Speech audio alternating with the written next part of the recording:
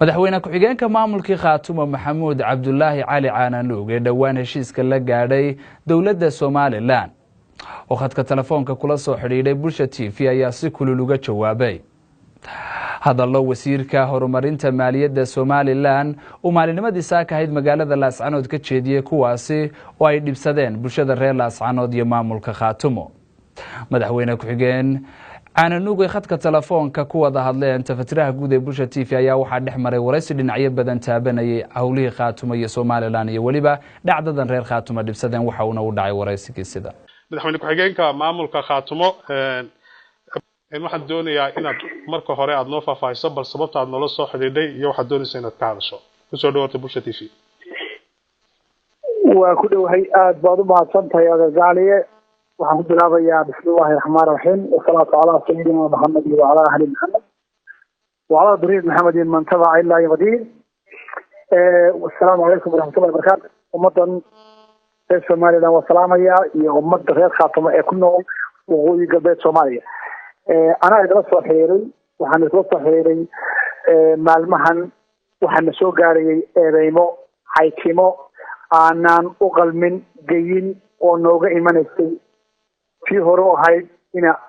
على الورابي قدوميها حسب جوعد وأنا عم بعرين إنه كل بعض النوع شيء وزير كمالية دا سوماليلاند وأذكر بقشين الديون meel walba inuu yiri gobolka Sool ama Laascaanood diin iyo damiir iyo dadnimo iyo muwaadinimo inaadana wanagu waxaan nahay dad ku nool dalkan u dhashay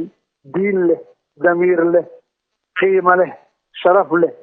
waa naga cayd waa naga xaaraansan tahay inaanu cayno reer ama qof ama shakhsi qabiile أنا أقول لي أفكار حكومة يا أفكاري غير خاطب أنا مثلية أنت وأنا عم بعرين إنها شواب دق أنا وكربنا ضدك وكذا الشيء هي دولة الصوماليلاند وهذا هذا القناص عضو وقرودين كي هي مدحوينها صوماليلاند مستر مصطفى إنه مربى وسير أما ضف مسؤولي عيتمه وضدك يجا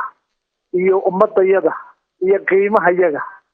وكل شيء وحنا نادر جين عد كورز ما قادنا نادر ونقحنا هاي وعم باريننا ونسعرنا نوحي نقول شو حد كذا نوحي ماذا قيمة هيجا يشرفت عنو لنا هي هذا كأن قبيل نقطة يهديك النقطة غير خاطئة مدن هذا يدل استاكتو مدن هذا يدل استاكتو أن وحيابها دبستان وسير كمال يد جارهان كصوب حي محاكمة وزير كماليته isagoo naga mudan sharaf ayuu wuxuu yiri waxay xun nooga yimaadaan wax kastoo xun oo dhibaato u keena Soomaaliland waxay ka soo galaan dhinaca ay Sool marka uu qof waxa ku yir dadnimada diinta muwaadinimada adeer dad muslimaan u nahay diinta laguma yara waa joobtaan siinay dalkan u dhashay baan u nahay oo u dhintay faraawish baan u nahay oo dalkan minna nagama xigo wasiir nagama xigo madaxweyne nagama xigo waxa naga dhaxaysa walaaltinimo wada dhalasho wiil iyo abtigiis baan u nahay uma qoodno inaanu cayno ma geyno sida uu noola hadlay wasiirku waxaanu ka doorinaa wasiirka arrintaas inuu ka bixiyo apologize iyo dawladda Soomaaliland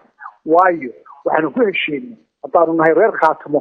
iyo Soomaaliland inay wax wada qabsadaan oo walaal noqdaan oo dalkooda u midoobaan laakiin meel baa la kala leeyahay أما غير بيوصل أنا قصوا مرة دبعته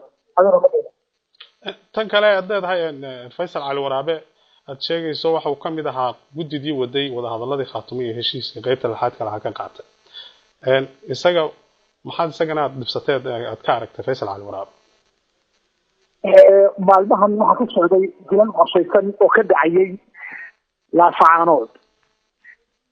بكل احترام قدومي فيصل ويري هذا عشور تبحي ويدان دلالكو كدمان ما يلا فعانود adeer min gudoomiye wuxuu ku hadlo waxaan qabaa inay ka weyn tahay ileen afaadan lahayd ma qabatin adeer waa nagu falxumo waa ku ceeb qofka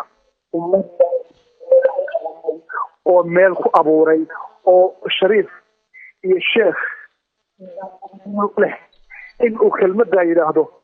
دلك تشوف ما يعني حتى عشور تربيت والواد بحنا عشور والعشور توم بدن بالله قاضي إلا يفرق طبقوا لكم الدور اللي حرية هذا لو حجانو سعنا برك شوار تنفينا يا وحوي دوميها هذا لو حنا وقلب هنقول أنا لكم مقولنا واقف مدن مدحون كحجان إن waxaa jirtay in dhawaan heshiis ay galeen Soomaaliland iyo Khaatumo madaxweyne ku-xigeenka ka taa heshiiskaasi fulintiisii baa ilaa hadda loo fadhiyaa maxaa hortaagan wada hadalku dhinaca Khaatumo waa ka diyaar wax ka hortaagan male idaacadaha ka maqasheen madaxweynaha maqasheen warkiisii ana hadda kuugu celinaya wada hadalkii wuxuu laga sugayay oo ka tagnaa dhinaca Somaliland oo ahayd xukuumad cusub oo hadda dhalatay oo iyadii inay dhisanta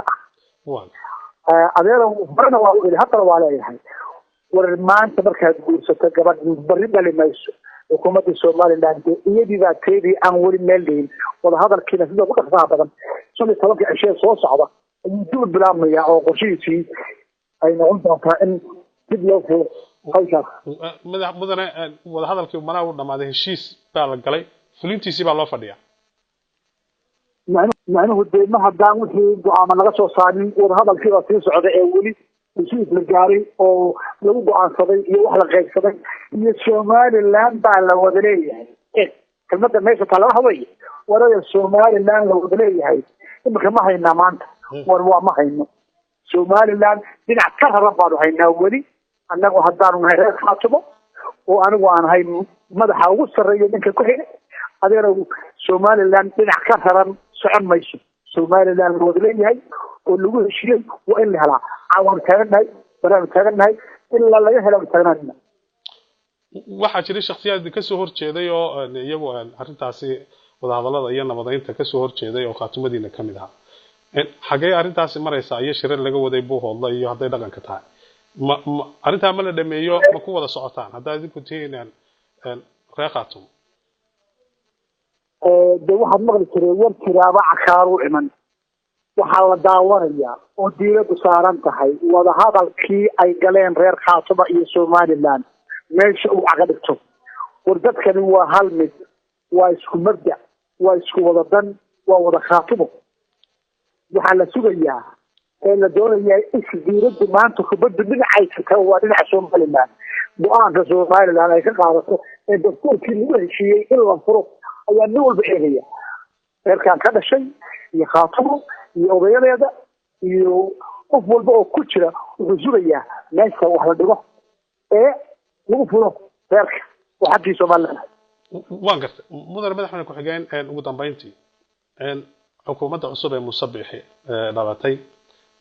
xiriirkiinu hadda siduu yahay maxaad ka filaysaa waxaan filayaa horena wuu u yiri Musabbixi madaxweynuhu in uu arrintii meel marinayo mar ma oran oo laba ma oran oo saddex ma oran yani waa wada dhageysatay adeero waxaan qabaa 100% in qofka bini'aadanka ee mas'uulka ah ee wacadka maray ee kitaabka gacanta gashay ee yiri waan fulinayaa waxa nagu hogaamin doono gobolkiina reer Khaatumo inaanu bariga nabadiisa iyo wada hadalka dhamayno waxaanu qabnaa inay hawshaas dhamaanayso inay hawshaas guul iyo gobadnimo sida ugu dhaqsaha badan